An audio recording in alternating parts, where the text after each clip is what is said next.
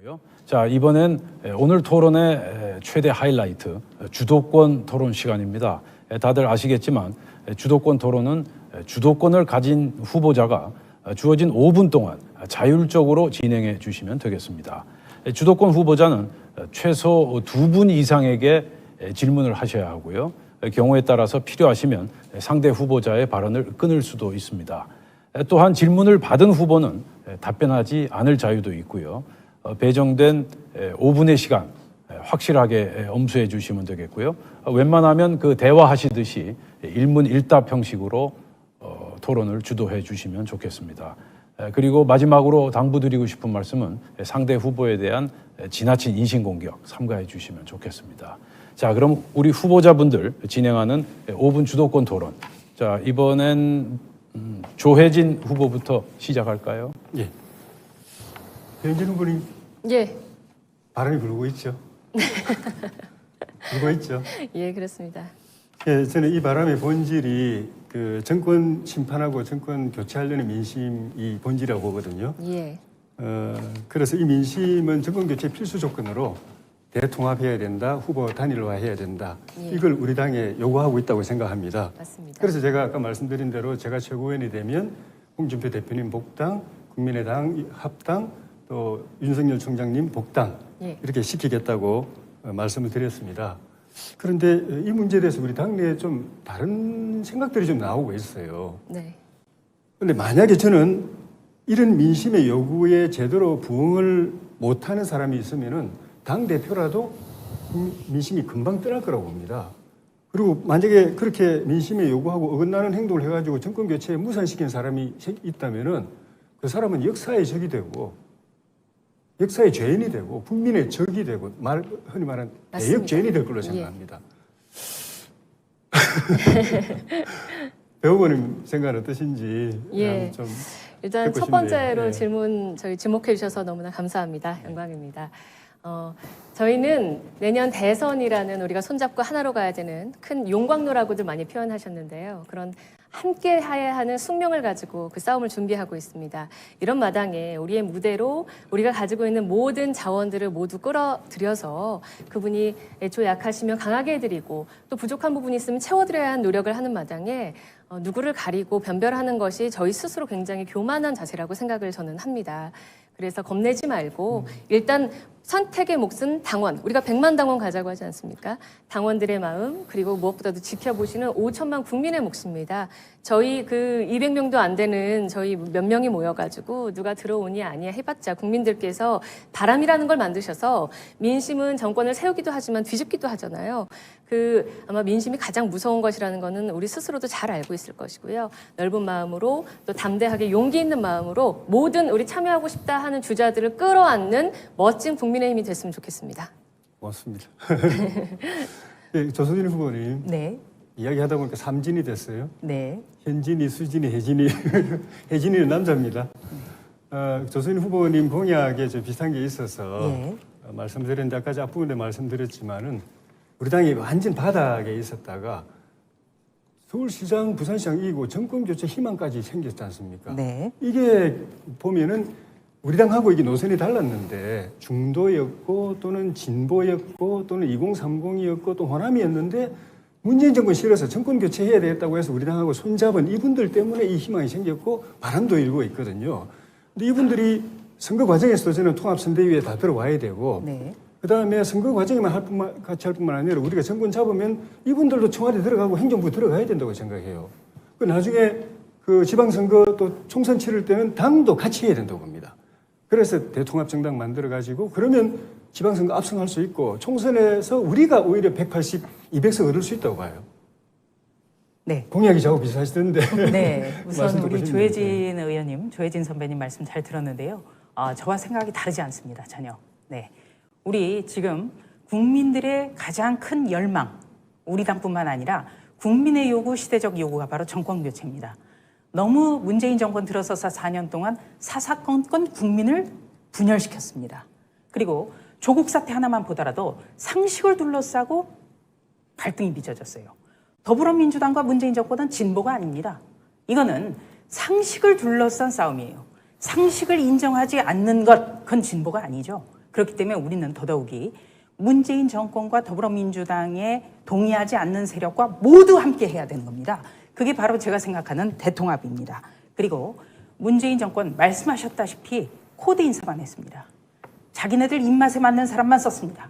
그렇기 때문에 우리는 더더욱이 집권하면 탕평책, 실력을 중심으로 해서 모든 곳곳에 인재를 등용해야 됩니다. 그리고 또 한 가지는 문재인 정권이 가장 못한 게 바로 국민통합입니다. 그렇기 때문에 더더욱이 우리는 동서화합 그리고 국민통합으로 나아가야 됩니다. 특히 상식을 둘러싸고 이견을 빚고 그리고 이것을 대통령이나 여당이 펌프질하는 그런 모습은 이번으로 근절돼야 됩니다. 고맙습니다. 시간이 부족한데 영 내려온다 그게 사실 궁금했어요. 네네. 아마추어가 아니시던데. 네, 감사합니다. 예, 그 비결 좀 여쭤보고 싶었습니다. 저도 배우고 싶어서. 네. 예. 가르쳐 드리겠습니다. 예. 지금 1초밖에 안 남았습니다. 따로 가르쳐 드리겠습니다. 예. 자, 네, 조혜진 후보 수고하셨고요. 자, 다음은 도태우 후보 차례죠. 예, 저는 세 가지 정도 화제를 꺼내고 싶습니다. 먼저 언론 노조 문제점에 관해서 배현진 후보님께 짧게 질문드리고 또 국가보안법과 강철 부대라는 슬로건을 쓰셨는데 우리 정미경 의원님께 그 배경에 대해서 조금 여쭤보고요. 탄핵, 정당 발언 등 이준석 후보의 그 헌법 이해에 대한 우려가 있는데 이 부분 같은 법률가이신 원영석 후보님께 조금 질문을 드려보고자 합니다. 먼저 첫 번째로 저는 이제 KBS 이사에서 해임되었던 강규형 이사님의 해임 취소 소송을 대리한 바 있습니다. 그래서 1심과 2심에서 문재인 지금 현 대통령을 상대로 승소를 거두었습니다. 물론 이렇게 되는 데에는 공정하려고 노력한 사법부와 그리고 많은 다른 변호사님들의 노력이 있었습니다. 그런데 그런 와중에 언론 노조가 얼마나 그 강규현 이사님을 괴롭혔는가를 많이 알게 되었습니다. 그 방송 현장에서 언론 노조의 그 해악이 많은 것으로 알려져 있는데요. 이에 대한 경험을 토대로 배현진 후보님 짧게 한 말씀 좀 부탁드립니다. 예. 저는 그 언론 공정, 정의를 주창하는 정치 세력, 가짜 언론인들 그 소용돌이 틈에서 동료를 배반했다라는 어떤 누명이죠. 제 멍해를 쓰고 굉장히 오랜 시간을 버텨왔습니다. 그러나 MBC라는 그 조직 안에도 강성 기득권 노조뿐만 아니라 굉장히 많은 분들이 방송에 대한 시청자와의 약속을 지키려 노력하고 그들도 마찬가지로 동료였습니다. 그런데 제가 몇 가지 소개해드렸지만 인간의 금도를 넘는 폭력이 그 문 닫아놓은 MBC 안에서 너무나 무수히 많이 일어났고 예를 들면 제 얼굴에 저에게 겁주려고 소금을 늘 뿌려대던 그런 것들 여러 가지 그 일들이 있는데요. 이런 것들을 나열하면 수가 한도 끝도 없습니다.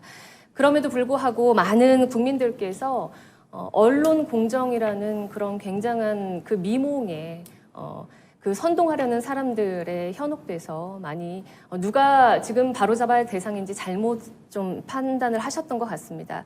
그러나 지난 문재인 4년의 시간 동안 문재인 정부뿐만 아니라 그 축소판인 강성 기득권 노조, 그 언론 노조의 그 모습에 관해서 정리하겠습니다. 죄송합니다. 이렇게 길게 해드리려던 건 아닌데요. 예, 그 모습에 대해서 아마 잘 민낯을 보셨을 거라고 생각을 하고요. 여러분께서 언론 개혁은 어떻게 해야 하고 또 이 문재인 정부 정권 개혁은 어떻게 해야 하는지 잘 판단해 주셨으면 좋겠습니다. 고맙습니다. 네, 감사합니다. 최근에 국보법 관련해서 철폐 발의까지 이루어졌습니다. 제가 비전 발표에서 김일성 회고록 판매를 옹호한 우리 당의 하태경 의원의 문제점을 지적하면서 이준석 후보에게 그 찬반 입장에 대해서 공개 질의한 바 있는데 2주가 지난 지금까지 아직 대답을 받지 못하고 있습니다. 국보법 그 7조만 개정하더라도 과거 민주화운동 보상선례에서 보듯이 수많은 국가 배상 청구가 뒤를 잇고 결국 법제를 바꾸어서 수조 원의 국고로 배상할 것이 예상됩니다. 그래서 이런 그 배경들이 놓여 있는 가운데 특히 강철 부대라는 슬로건으로 우리 정미경 후보님은 지도부에서도 일하시기도 하셨는데요. 후보님이 보시는 그 당의 문제점과 또 강철 부대라는 슬로건에 대해서 한 말씀 부탁드립니다. 지금 이제 그 대선을 앞두고 사실은 이제 자칫 잘못하면 또 제가 늘 말씀드렸지만 그 민주당은 재집권을 위해서 온갖 수단과 방법을 가리지 않을 겁니다. 그 선전선동 그건 기본일 거고요. 이간책 다 들어갑니다. 조금만 말만 잘못하면 이제 색깔 논쟁으로 우리를 늘 공격해 왔기 때문에 저는 굉장히 지혜롭게 대처를 해야 된다고 봅니다. 사실은 지금 그 김일성 회고로 이게 좀 시간이 네네. 예, 제가 좀 김일성 다른 회고로- 질문이 있어서 예, 조금만. 예. 그러면 제가 그거는 좀 나중에 더 자세하게 말씀을 드리겠습니다. 네, 네, 감사합니다.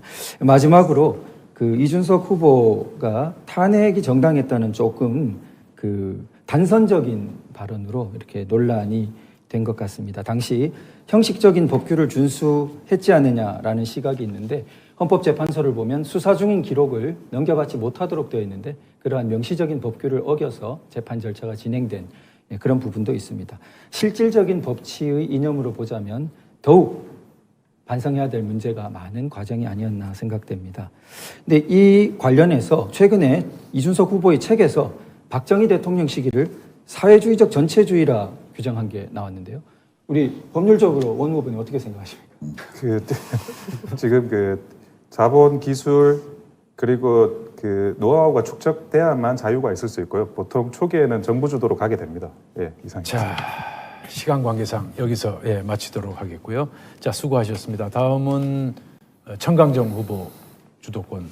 네, 제가 SNS를 통해서 예고해 드린 바와 같이 시간이 허락하는 만큼 모든 후보님께 의원 내각제에 대해 어떻게 생각하시는지 여쭤보겠습니다. 모든 분들이 공평하게 가, 나, 다 순서로 호명해 드리겠습니다. 그 전에 차별금지법 내용으로 어제 보도 자료를 냈는데 기사가 하나도 나오지 않아서 잠깐 말씀을 드리고 질문을 시작하겠습니다. 차별금지법은 2007년 정부가 제출한 안을 시초로 18대, 19대, 21대 국회에서 발의된 바 있습니다. 차별 피해에 대한 실효적인 구제 조치가 부족하다는 측면에서 차별금지법에 대한 의의가 있지만 성별 정체성이 차별금지 사유에 해당할 경우 다양한 성별의 존재를 인정할 수밖에 없어 남성과 여성의 성별 개념에 근거한 기존 국가의 신원체계 및 법질서의 근본적인 변동의 우려가 크다는 이유 등으로 현재까지 논란이 되고 있습니다. 특히 성적 지향이 인종, 장애, 나이 등과 함께 다루어지는 것이 적절한지 논의해 봐야 할 것입니다. 아울러 동성애는 동성의 상대에게 감정적, 사회적, 성적인 이끌림을 느끼는 것으로 이러한 감정을 받아들여 스스로 정체화한 사람을 뜻하기도 하며 대개 여성 동성애자는 레즈비언으로 남성 동성애자는 게이로 지칭되고 있습니다. 흔히 트랜스젠더와 혼동되기도 하는데 트랜스젠더는 자신의 육체적 성과 정신적 성이 일치하지 않는다고 받아들이는 것으로 이는 자신이 사랑하는 사람이 동성이라는 점을 받아들이는 동성애자와 구별된다고 합니다. 자, 청강정 후보 죄송합니다. 지금 기조 발언 순서가 아니고요. 일문일답 형식으로 제가 주도권- 질문을 좀 해주시면 감사하겠습니다. 예, 어쨌든 두 분 이상께 제가 질문을 드릴 겁니다.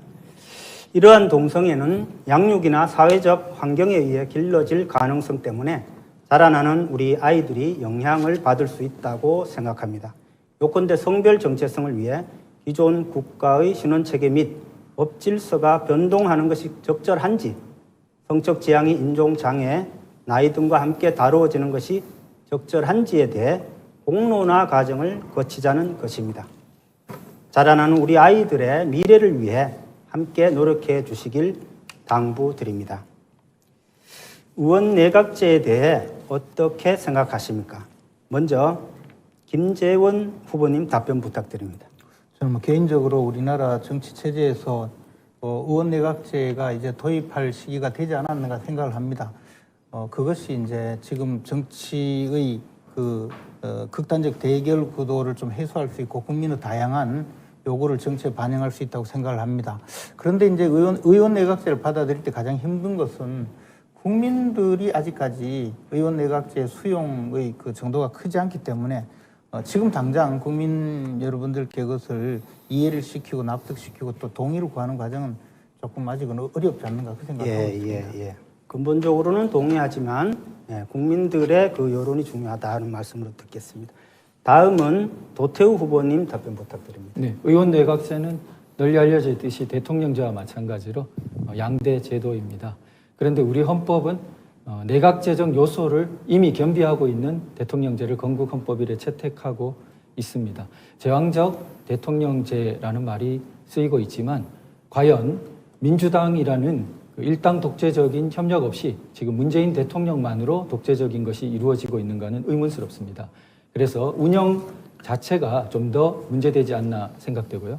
그것을 권력 분립의 원리에 비추어 볼 때 내각제가 성공적으로 운영되자면 내각제는 사실 행정 입법이 통합되어 있기 때문에 사법부가 더 강력히 독립적이어야 되고 지방 분권 등이나 여러 견제 요소가 필요합니다. 우리나라에서는 그런 부분이 조금 부족하기 때문에 상당히 운영에 있어서 쉽지 않은 부분이 있다 그렇게 생각됩니다. 네, 감사합니다. 다음은 배현진 후보님 답변 부탁드립니다. 예, 제가 시간을 보니까 약 15초 정도 남아서 도태우 우리 후보님의 의견에 상당히 저는 찬성합니다. 하지만 저희가 지금 당장은 대통령 선거를 치러야 하는 시험 과제를 가지고 있고 앞으로 대통령을 선출하면 5년 동안 또 대통령과 함께 지내야 하는 그런 또 국가적인 시스템을 가지고 있습니다. 좀 국민들과 함께 얘기하면서 국민들의 의견을 수렴하셨으면 좋겠습니다. 네, 수고하셨습니다. 자, 이번엔 김재원 후보 주도권 토론 하시겠습니다. 청강정 후보님께서 내각제를 정말 처음부터 끝까지 지금까지 말씀해 오셨는데 하실 말씀이 정말 많으셔서 그러신 거 아니겠어요? 근데 제가 정말 궁금해서 여쭤보는데 1분 동안만 답변을 좀 해주시면 좋겠는데 내각제를 추진하기 위해서 왜 최고위원에 나오셨는지 그게 첫째 궁금하고요. 왜 내각제를 하자고 그렇게 목매게 주장을 하시는지 조금만 간단하게 좀 말씀해 주시죠. 저에게 질문한 겁니까? 질문하죠. 예. 안 써오셔서 좀 답변하기 어려워요. 평소 생각을 해주세요. 잘 모르겠는데요. 그래서 좀 정말 그 1분 안에 이렇게 말씀드리는 것이 이게 뭐 부적절을 한 것 같고 그럼 시간 더 드리겠습니다. 조금. 아닙니다. 지금 현재 상황에서의 제왕적 대통령제 폐해를 다 알고 있으면서도 우리 정치인이 이렇게 앞서서 외면하고 있는 것이 아닌가.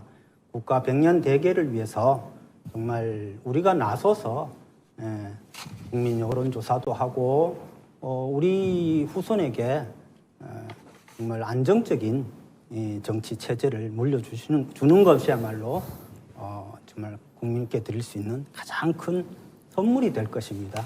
그리고 또한 이렇게 대한민국의 마지막 대통령 만들고 의원 내각제 공약을 또 세울 수 있을 거라 그렇게 생각을 합니다. 이상입니다. 그러니까 이번 대통령 선거를 마지막 대통령 선거로 하고 그 이후에 내각제로 하자. 그 부분도 가능하고 여러 가지가 가능합니다. 예, 잘 알겠습니다. 우리 도태우 후보님께 진작에 한번 여쭤보겠는데요.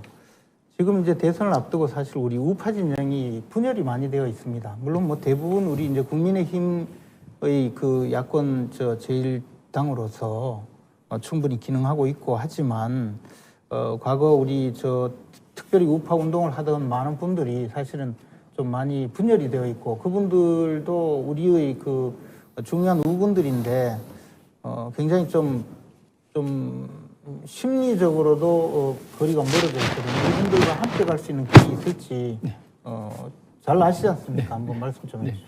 네, 좋은 질문 감사드립니다. 저는 이번 통합 단일 후보가 우리 대선 승리에 굉장히 중요할 텐데 그것이 성숙을 통해서 좀 가능하다 이렇게 생각이 됩니다. 굉장히 붙기 이렇게 어려운 재료를 합금이라든지 이렇게 녹여 붙이는 것이 굉장히 고도의 종합 예술이지 않겠습니까?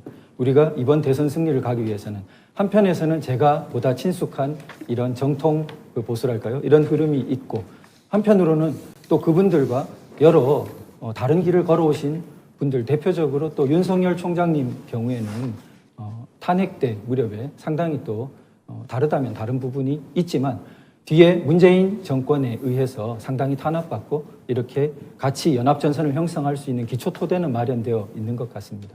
특히나 반국가적인 이런 정권을 극복하기 위해서 대의가 너무나 절실히 요청되고요. 다만 이런 붙기 어려운 모든 스펙트럼을 넓게 붙여서 가기 위해서는 굉장히 성숙한 운영과 그 종합이 필요한데 이런 부분에서 특히 너무 젊음, 참신만이 강조되는 오늘날의 조금 논의가 위험하기도 하다 그런 생각을 갖고 있습니다. 너무 추상적이에요. 조금 구체적인 방법은 없을까요?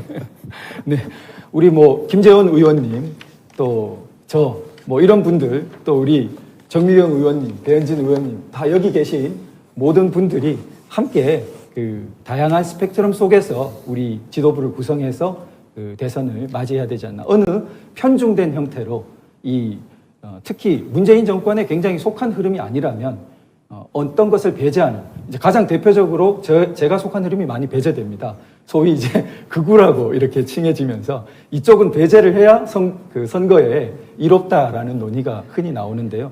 저는 그것은 뿌리를 제거하면 가지가 마른다 이런 생각이 듭니다. 그렇다고 너무 많은 것을 요구하거나 그래서는 아까 말한 성숙의 태도와 맞지 않겠죠. 서로 소통하면서 어떻게든 어려운 통합을 잘 이루어서 이 헌법 파괴적인 세력을 잘 극복해내야 되는 절대절명의 과제가 있다 이렇게 생각합니다. 그러나 어찌됐든 이제 또 우리 당의 그 앞날을 가로막을 정도의 그 극단적인 주장을 하는 분들은 좀 자제하는 건 필요하지 않을까요? 네, 뭐 그런 부분 극단적인 주장은 그 양쪽 다 있다고 봅니다. 예를 들면은 뭐 저 같은 사람도 심지어 극우라고 부르면서 나가야 된다고 하는 것도 극단적 주장이고 아까 말씀하신 부분도 맞다고 생각됩니다. 네.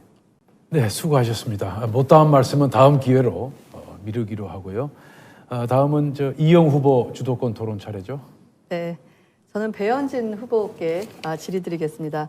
후보님의 공약을 제가 보니까 소통하는 정당, 당원이 주인이 되는 진짜 정당을 만들겠다 이렇게 말씀하셨어요. 예. 저도 사실 뜻을 같이 하고 있거든요. 예. 어떻게 구체적으로 만드실 어떤 안이 있으실지 좀 듣고 싶습니다. 예, 제가 아까 시간이 짧아서 말씀을 못 드렸는데 그 당원 통합 시스템이라는 것 자체가 우리 당이 당원을 관리하는 이를테면 위에서 아래로 관리하는 시스템을 만들자는 것은 아니었고요. 당원 누구나가 당 중앙의 정보에 좀 접근할 수 있는 요즘 하다못해 QR코드 같은 걸로도 쉽게 어느 홈페이지나 접근할 수 있는데 우리 당이 그 당원들한테 뭔가 정보를 열어주고 스킨십할 수 있는 그 룸을 좀 안 만들어준 것 같습니다. 그런데다가 당원을 부를 때는요, 우리 책임당원 모집할 때만 항상 당원을 찾거나 아니면 선거 전에서만 당원을 찾고 그 이후에는 싹 잊어버리시거든요. 아마도 그런 당원들의 어려움, 특히나 저는 원외위원장으로서 2년을 지내면서 저희 지역 조직이 완전히 와해됐던 조직에서 최근 초선 당무감사 1위도 하지 않았습니까? 당원과 함께 피나는 눈물을 겪어본 경험이 있기 때문에 그 마음 다 담아서 우리 선배님들 그리고 동료분들 다 같이 손잡고 나아갔으면 좋겠습니다. 알겠습니다. 항상 소통이라는 것은 아날로그와 디지털이 합쳐져야 된다고 생각합니다. 그 현장에 대한 경험 부분을 말씀을 해주셔서 예. 같이 파트너를 이루면 좋겠다는 생각을 했는데요. 예. 제가 놀라운 게 우리 당원들이 본인들이 갖고 있는 주소나 전화번호가 변경됐을 때 지금 우리 상대당은 홈페이지에서 본인이 직접 수정할 수 있습니다. 맞습니다. 그런데 우리는 시당에 전화를 해야 합니다. 그래서 직접적으로 이런 이 정보에 일치화가 안 되기 때문에 이번 선거에서도 많은 당원분들이 공보물을 못 받는 상황이 오고 있습니다. 예. 지금 말씀하시는 필요성을 제가 디지털로 잘 서포트하도록 하겠습니다. 네, 다음은 조혜진 후보께 제가 질의드리겠습니다. 예. 공약에 미래가 있는 국민의힘, 예. 젊은 인재가 넘치는 당을 만들겠다라고 하셨습니다. 저도 또 같은 생각인데요. 어떤 방안으로 젊은이들이 많이 찾는 당으로 만드실 건지 좀 듣고 싶습니다. 제가 그 안을 만든 게 제 재선 때 당의 보수혁신특별위원회가 있었습니다. 네네. 위원장님이 지금 김문수 도지사님이었고 네네. 제가 정당개혁 소위원장이었는데 그때 만든 우리 보수 정당의 개혁 프로그램 중에 하나가 그거였습니다. 내용은 그때는 이제 새누리였기 때문에 네네. 새누리 퀴즈, 새누리 유스, 새누리 네네네. 캠퍼스 새누리, 네네. 워킹 새누리 이런 걸 만들어야 된다고 그랬는데 네네. 지금 이제 국힘으로 바꿨죠. 네네. 그러니까 초등학생 때부터 네네. 우리 당원들의 자녀들부터 먼저 해가지고 네네. 우리 보수의 가치를 현장에서 체험하고 이론적으로도 교육하고 네네. 자기들끼리 자치 활동도 하면서 네. 성장해오는 그 어린아이들 보수주의자들. 알겠습니다. 그다음에 중고등학생 네네. 그리고 대학생, 직장 청년들 그 과정을 밟아오는 사람이면은 저는 20살에도 지방의회 공천 줄 수 있다고 보고요. 네네. 제가 그때 말씀했는데 그 과정을 거쳐온 사람이면 30대도 당대표 될 수 있다고 그랬는데 그 과정 안 거치고 벌써 30대 당대표 후보가 지금 출마를 한 상황이 됐네요. 네. 제가 조혜진 후보님이 뜻하시는 바도 도와드려야 될 것 같은 생각이 드는데요. 예. 제가 의정 활동을 시작하면서 우리 당에 젊은 그 예비 주자들이 어떤 리스트가 있는지를 확인을 해 봤습니다. 그런데 우리 당은 앞으로 차세대 리더로 클 젊은 정치인들, 청년 정치인들에 대한 데이터베이스를 전혀 갖고 있지 않고 있습니다. 그러다 보니까 그들의 이력, 그들의 역량, 그리고 선거 때 어떤 도움을 받아야 될지도 지금 작전을 짤 수 없는 상황입니다. 그 부분을 제가 보충하도록 하겠습니다. 네, 마지막으로 조수진 의원께 질의드리겠습니다. 네. 우리 5월 10일 날 초선 11명이 5.18 민주묘지를 광주 찾아갔습니다. 지금 굉장히 많은 노력을 하고 있고 국민 대통합은 필요하기 때문에 반드시 호남은 하나의 대한민국이 되어야 합니다. 많은 고민을 하고 있는데 그쪽 지역 출신이시기 때문에 더 현실감 있는 고민을 하실 것 같습니다. 국민의힘이 어떻게 나가야 될지 한번 좀 한 말씀 주시죠. 네. 문재인 정권 들어서서 많은 것이 후퇴했습니다. 그런데 그 중에 하나가 바로 동서화합, 국민통합. 그 두 가지가 가장 후퇴한 것 중에 하나시죠.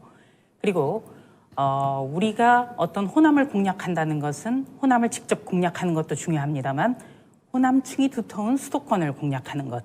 바로 이것 때문에 호남의 중요성이 있는 것입니다. 네. 지금까지 어떤 호남이 더불어민주당이나 문재인 대통령을 절대적으로 지지한다고 생각하지 않습니다. 다만 우리를 뽑아달라고 할 수 있는 후보가 없었습니다. 제가 만약에 최고위원, 1등 최고위원이 된다면 호남부터가 깜짝 놀라고 우리 당에 대해서 관심을 가질 겁니다. 네, 가장 빠른 변화는 사람으로 나타납니다. 네, 감사합니다. 5분 시간 다 사용하셨고요. 자, 수고하셨습니다. 다음은 조대원 후보. 정미경 후보께 제가 질문하겠습니다. 정미경 후보 참 그 당차고 올곧고 과거에 제가 참 좋아하고 존경하는 선배 정치인이고 방송에 나오셔서 이렇게 하시는 거 보면 나도 열심히 해서 저 누님처럼 저렇게 저 자리에 있으면 저렇게 똑부러지게 해야 되겠다 이렇게 보고 롤모델로 삼았던 정치인입니다. 그걸 바탕으로 수원 같은 어려운 지역에서 2번 국회의원 하셨고요. 근데 2018년부터 좀 이렇게 좀 상황이 안 좋아집니다. 2018년 수원시장 선거 나가서 40% 가까이 대패합니다. 2020년 국회의원 선거 나가셔가지고 20% 이상 집니다. 물론 그 당시에 선거 상황이 아주 어려웠던 걸 알고 있지만 수도권에 있는 다른 후보들하고 비교해도 차이가 더 벌어졌습니다. 그리고 우리 당 지도부로 그때 압도적으로 2등 최고위원 만들어 드렸어요. 그리고 황교안 지도 체제에서 우리 당의 그 21대 총선을 총괄 기획하고 지도하셨는데 그 상황에 대해서도 우리가 103석이라는 사상 초유의 대패를 당합니다. 이런 부분에 대해서 저는 어떻든 정치인, 큰 정치인으로서 권한이 큰 만큼 책임도 지는 게 맞지 않나 이런 생각이 가끔 드는데 하시고 싶은 말씀 있으면 해 주십시오. 그 2018년 선거를 말씀하셨는데요. 그때 당시에 그 경기도가 60개 당협입니다. 국회의원 숫자가 60명이라는 뜻입니다. 거기에 각 당협별로 도의원 후보를 2명을 냈다고 치면 최소한 120명의 도의원 후보들이 나가서 싸웠습니다. 몇 명 되셨는지 아십니까? 알고 있습니다. 저 알고 있습니다. 1명 됐습니다. 당시 그 후보들을 찾을 수가 없었습니다. 나가실 분이 안 계셔가지고. 수원시장도 나갈 사람이 없어가지고 그 당에서 구하지를 못했습니다. 결국 저에게 그 당에서 명령을 하셨습니다. 수원시장으로 나가라고. 근데 그 당시에 저희 경기도지사가 남경필 지사였습니다. 어떻게든 남경필 지사, 경기도지사를 지키기 위해서는 그래도 수원을 지켜야 했기에 수원시장 나갈 사람이 없으니까 제가 나갔습니다. 떨어질 선거인지 알았지만 도지사 지키기 위해서 나간 선거였습니다. 그 다음에 다 아시겠지만 그 제가 국회의원 될 때는 수원의 지역구가 4개였습니다. 그런데 우리 당이 잘못해가지고 게리맨더링을 하는 바람에 하나가 늘면서 수원이 5개가 됐습니다. 그리고 저는 제 지역구는 완전히 찢어져가지고 어느 제 지역구가 완전 사라지는 상황이 돼버렸습니다. 여러분 이런 상황에서 선거를 치러야 되는 건 한 달 앞두고 이런 일이 벌어졌습니다. 예. 그래서 저는 그 당시에 떨어질 수밖에 없는 상황이 됐어요. 그렇지만 그 김진표를 상대로 해서 또 싸웠습니다. 그 다음에 지금 현재 수원의 지역구 5개인데요. 국회의원 한 명도 없습니다. 10초 안에 끝내주세요. 이분들 예. 좀 많이 드린 것 같은데 5분 네, 전에. 지난번에도 그랬고요. 이번에도 국회의원 수원 지역 5개에서 국회의원 한 명도 없습니다. 완전 험지 중에 험지가 된 곳이 지금 수원입니다. 네, 여기까지 듣겠습니다. 예. 예. 그리고 김재원 후보한테 제가 질문하겠습니다. 예전에 국회의원 되실 때 그 지역에 대통령의 오른팔이라고 탄하게 써붙이시고 당선되셨는데 지금도 그렇게 생각하십니까? 대통령의 오른팔이라고 생각하십니까? 지금은 그 대통령께서 대통령직에 내려왔지 않습니까? 예, 그러면 박근혜 대통령 그 정부가 참 지금 구속되시고 여러 가지 어려움을 겪고 있는데 거기에 대한 소회라든가 또 뭐 하시고 싶은 말씀, 반성이란 반성, 변명이란 변명 이런 것 좀 해보시기 바랍니다. 예. 그 조대원 후보자도 2019년도 전당대회 출마하셨죠. 예, 그렇습니다. 그때 당시에도 그 나와서 제가 듣기로는 한 번도 왜 출마했는지 이야기하지 않고 상대 공격만 하다가 끝나셨거든요. 또 제가 보니까 그 선거 공보로 보내오신 자료에 보니까 고양시에서 그 사회운동 하다가 3번이나 고발을 당하셨다고 그리고 재판 받은 이야기를 쭉 써놓으셨던데 재판은 왜 받았나요? 그것도 명예훼손인가요?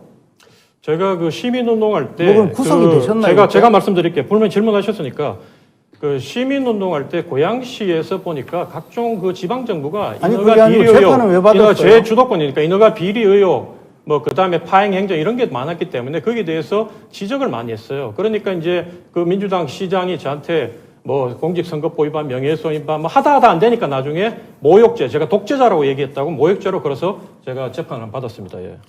아니 모욕죄라고 하는데 독재자라고 한다고 독재자 거짓말쟁이 야비하다 나와요 재판에.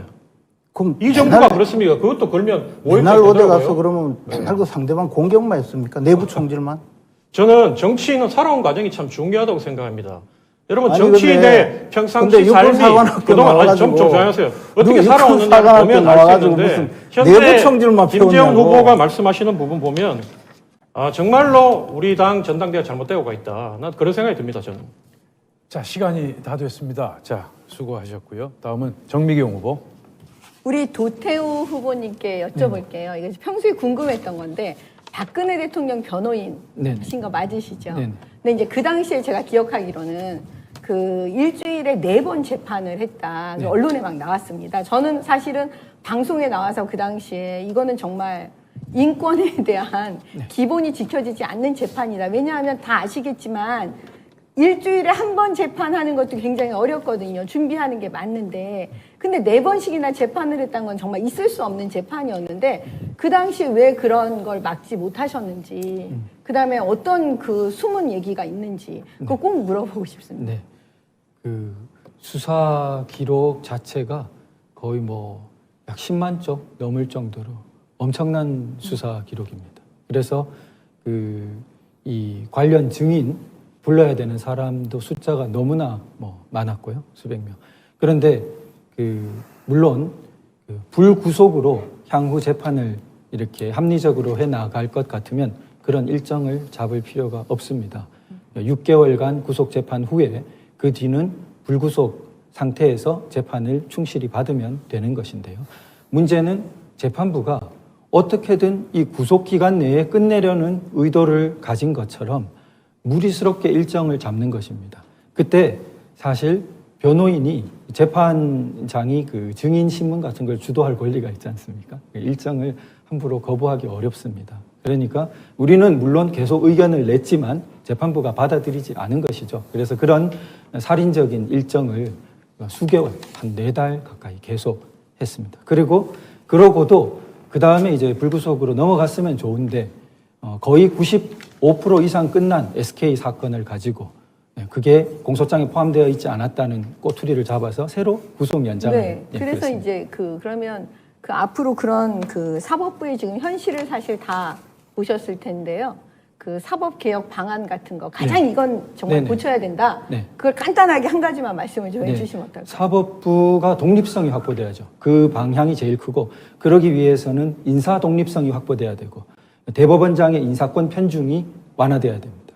그리고 법원 내에 국제인권법 연구회로 알려져 있는 사조직에 가까운 그 조직은 해체돼야 되고 그 분들이 해왔던 이 몇 년간의 흑역사는 낱낱이 밝혀서 반성의 계기가 되어야 된다고 생각됩니다. 네, 그 조혜진 후보께 예. 여쭤보고 싶은데요.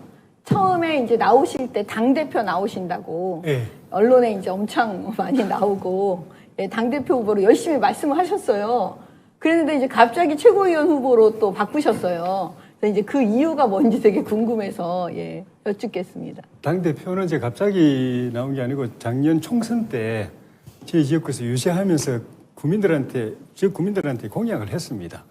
이번에 저를 국회에 보내주시면 3선으로 들어가는데 중진이 된다. 그런데 당의 진로, 나라의 운명 걸린 대선이 눈앞에 있다. 여기서는 모두가 다 자기를 쏟아부어야 된다. 3선 중진은 당연히 그래야 된다.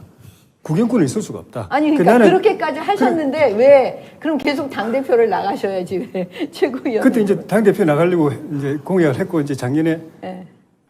작년에 출마하려고 하다 비대위 때는 못 했잖아요. 그래서 이번에 이제 1년 뒤에 출마를 했는데 3주 뛰어보니까 3주 뛰어보고 제 분수를 아는 겁니다. 이게 무슨 분수요? 그러니까 준비 다 됐다고 생각했는데 준비가 안 돼 있어요. 그리고 역부족이었고 그래서 그럼 그만둬야 되거든요. 근데 제가 당대표 자리가 탐나서 나온 게 아니거든요. 대선에 저를 쏟아부어서 제가 완전 연수한다고까지 이야기했습니다. 완전히 불태워야 된다고. 훈수꾼 안 된다고. 그래서 사실 후배들이 뛰고 계신데 제가 들어오려고 그러니까 미안한 마음이 있죠.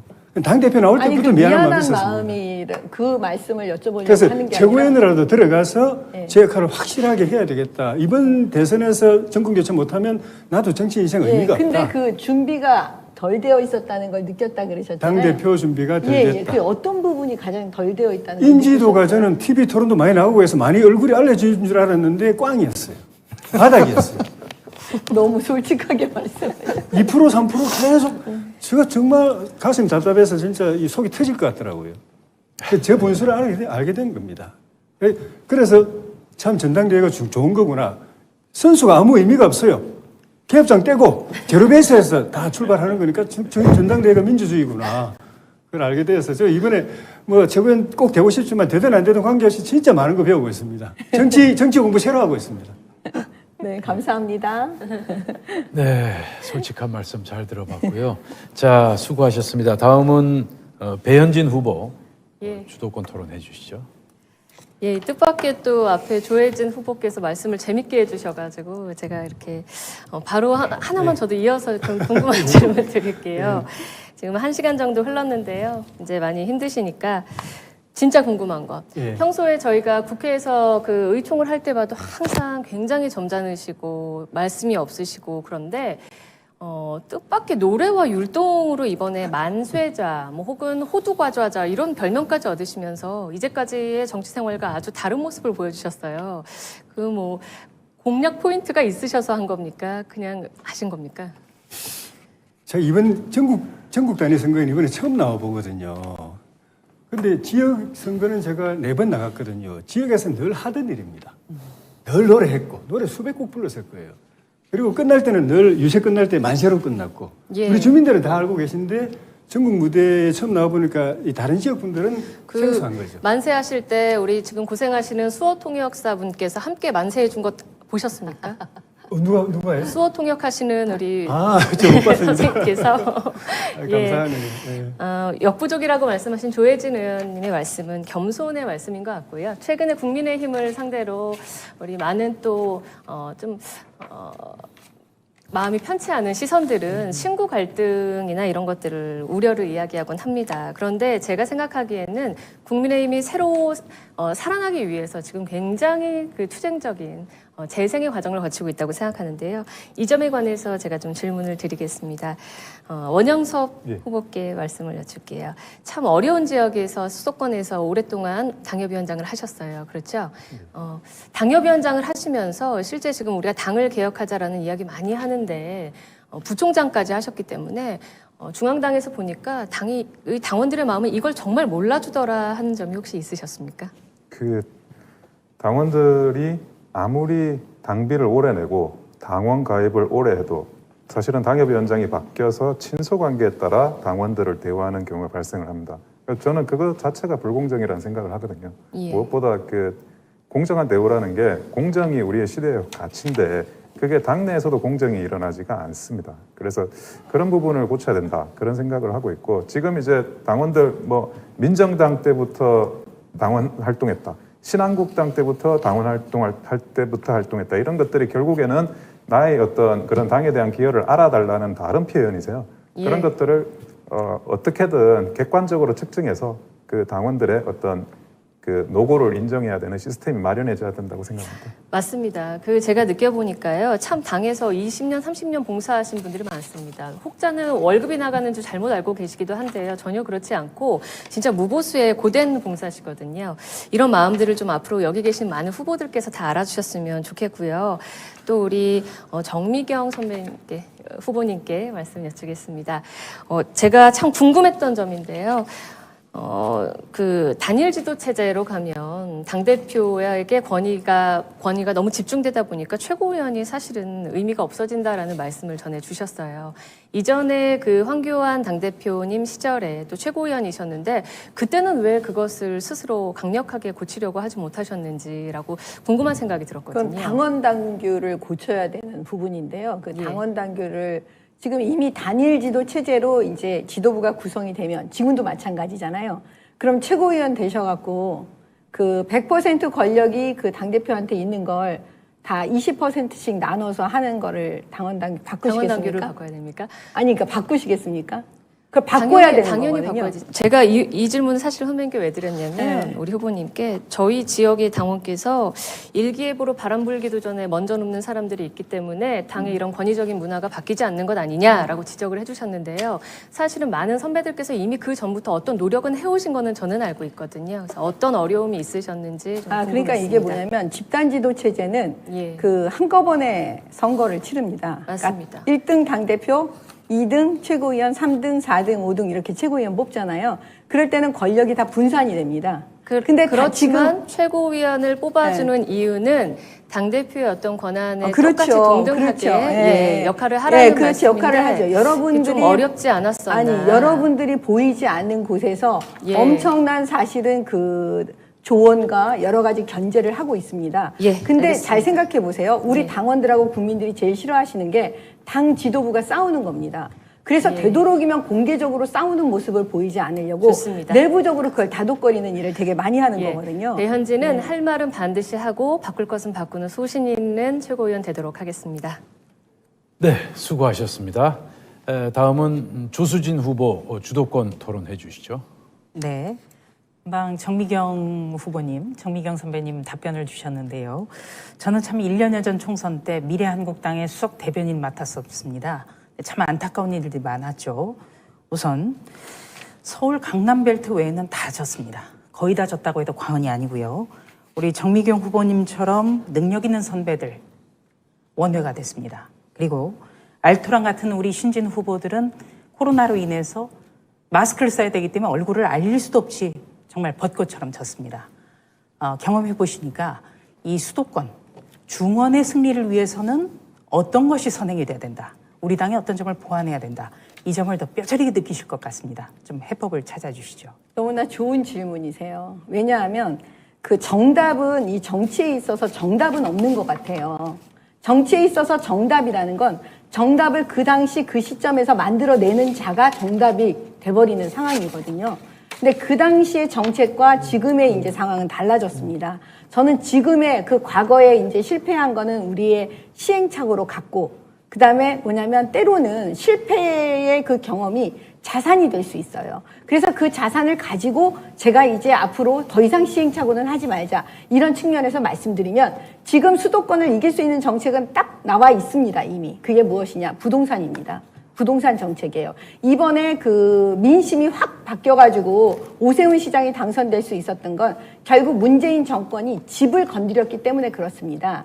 집은 우리에게 그냥 집이 아니에요. 단순한 부동산이 아니에요. 단순한 재물이 아닙니다. 어떻게 보면 삶의 질이고 나의 삶의 전부입니다. 그런데 생각을 해보세요. 부동산을 갖고 있어도 세금을 왕창. 부동산을 팔아도 세금을 왕창. 그러면 결국 뭐냐면 부동산이 갖고 있으면 그건 벌 주는 거예요. 그렇기 때문에 어느 선진국도요, 보유세, 갖고 있는 세금이 적으면 거래세가 높고, 그 다음에 거래세가 낮으면 보유세가 높거든요. 근데 두 가지 다 높은 나라는 우리나라밖에 없는 거예요. 그래서 제가 볼 때는 이번에 우리는 공약으로 확실하게 그걸 만들어서 국민들께 보여드려야 돼요. 그게 뭐냐? 자, 부동산 기본적으로 세금 낮춰야 됩니다. 그리고 자유롭게 이게 시장 활성화 될 수 있게 도와드려야 합니다. 그래서 집을 갖고 있는 게 마치 벌 받는 느낌이 들지 않도록 내 집을 정말 내 집 장만하기가 좋게, 그 다음에 은행권도 마찬가지입니다. 대출할 수 있도록 해주셔야죠. 그래서 적은 돈으로 내가 원하는 집을 살 수 있도록 맞춰주셔야죠. 그것을 이번에 우리 국민의힘에서 제대로 부동산 정책 만들면 저는 수도권 왕창 이긴다고 봅니다. 네, 제가 말씀을 들어보니까 우선 부동산 세제를 손질해야 된다는 것, 네. 그리고 같은 실수를 반복해서는 안 된다. 네. 이 점을 두 가지를 말씀해 주신 것 같습니다. 우리 조혜진 후보께서는 호남, 그리고 경제적인 약자, 그리고 2030 일자리, 주택 문제에 대해서 굉장히 천책을 해오셨거든요. 네. 호남, 예. 그리고 제가 쭉 인터뷰를 보니까요. 호남, 그리고 경제적 약자, 예. 그리고 2030 세대의 일자리, 예. 예, 그것과 맞물려서 경력 단절, 예. 그리고 네 번째는 주택 문제에 대해서 많이 이렇게 정책에 대해서 페이스북에 글도 쓰시고 이야기를 해오셨는데 예. 지금 정미경 후보께서 주택 문제에 대해서 마침 이야기를 하셨거든요. 예. 네, 이 주택 문제와 관련해서 시급하게 처리해야 되는 것, 이거를 좀 꼽아주시면 어떨까요? 당장은 그 민간 시장을 중심으로 해가지고 재개발, 재건축, 좀 박원순 시장 때 밀려 있었던 걸 좀 활성화시키는 것들이 필요하고, 그 다음에는 지금 정미경 의원님 말씀하신 세금 폭탄 때린 거 상당히 원위치시키는 게 필요하고, 그리고 집 가지고 싶은 젊은 계층들 대출 규제 때문에 못 사니까 그것도 풀어주고 하는 것이 이제 단기적 처방으로서는 좀 필요하다고 보고요. 장기적으로는 이 정부가 추진하는 부동산 정책 기조를 바꿔야 됩니다. 옛날에 박근혜 정부, 이명박 정부 때는 그렇게 갔었는데 지금 그러니까 정답은 뭐냐면 시장 중심으로 가야 되지, 국가가 이걸 휘둘러 가지고 부동산을 마음대로 하겠다는 생각하면 안 되고, 그 다음에는 정부 공공 분야는 보조적으로 해야 되고 민간이 주도적으로 하도록 만들어야 되고, 그리고 세금을 부동산 규제에 동원하는 일, 그것도 최소 안 하는 게 좋고 한다면 최소화해야 되고, 그리고 청년들을 위해서는 저는 청년 주택을 좀 공급했으면 좋겠어요. 예. 네. 싼 값으로 괜찮은 집을 네. 그런 게 공공이 해야 될 일이거든요. 예, 말씀을 종합해 보니까 정책의 기조를 바꿔야 된다. 이거는 우리가 정권 창출하면은 기조를 반드시 바꿀 수 있기 때문에 더더욱이 정권 교체를 해야 된다. 이렇게 정리를 할 수 있겠습니다. 이상입니다. 네, 수고하셨습니다. 다음 원영석 후보 차례죠. 네. 저는 우리 조혜진 후보님께 말씀을 드리겠습니다. 아까도 정미경 후보께서 말씀하셨지만 대표가 되어서 최고위원으로 내려온 게 최고위원의 분수라고 생각을 하셨다고 하는데 그 내용이 최고위원 후보들을 굉장히 모욕하는 게 아닌가 하는 생각이 들고요. 첫째는.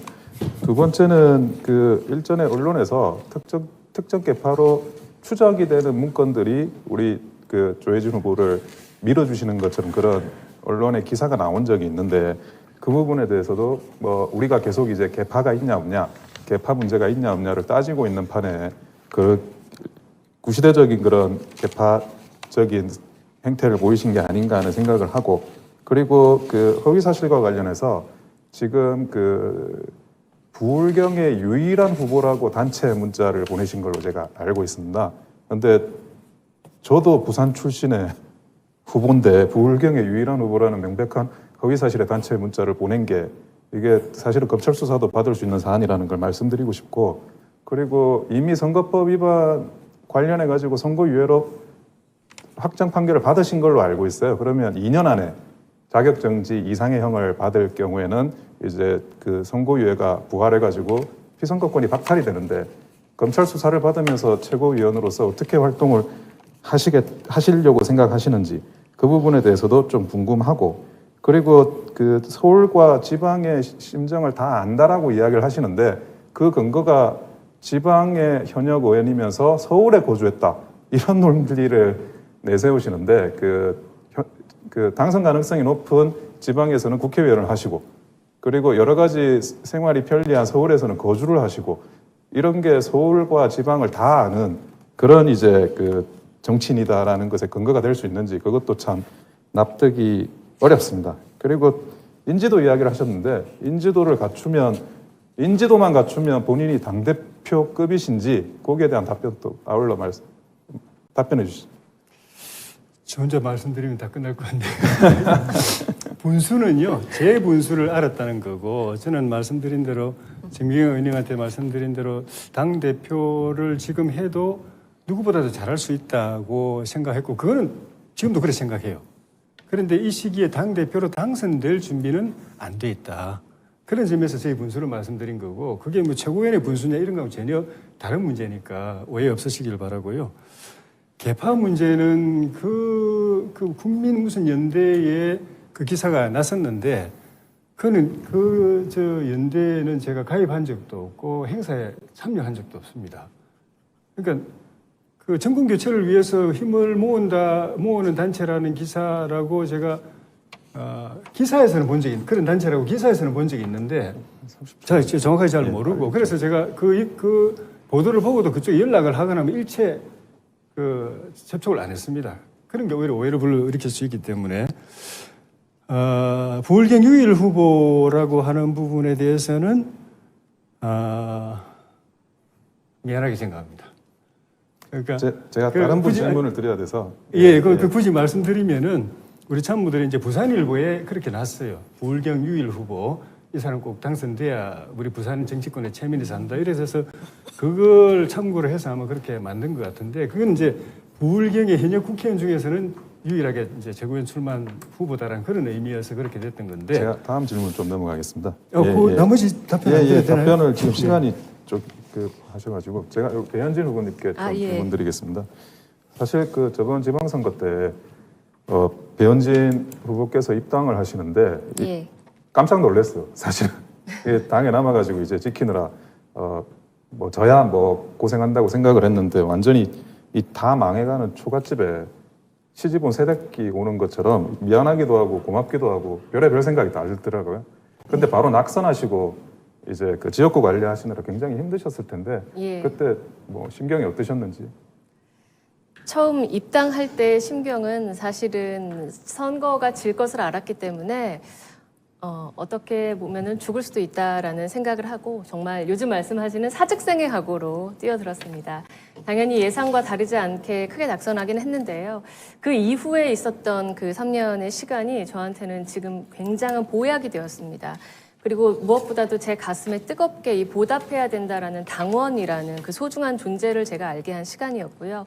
그동안 제가 이제 월급이나 이런 게 소득이 전혀 없는데 혹여나 당에서 이제 월급을 받는다라고 이제 생각도 하시고 하셨는데요. 참 어려웠습니다. 척박하게 지냈고요.